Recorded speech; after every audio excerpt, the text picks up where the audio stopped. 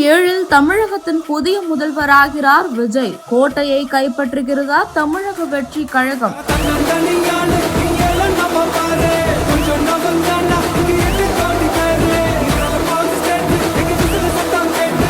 நடந்து முடிந்த சட்டமன்ற தேர்தலில் நடிகர் விஜயின் தமிழக வெற்றி கழகம் 108 இடங்களில் வெற்றி பெற்று தனி பெரும் கட்சியாக உருவெடுத்துள்ளது. வரும் மே 7 விஜய் தமிழக முதல்வராக பதவியேற்க உள்ளதாக தகவல்கள் வெளியாகியுள்ளன.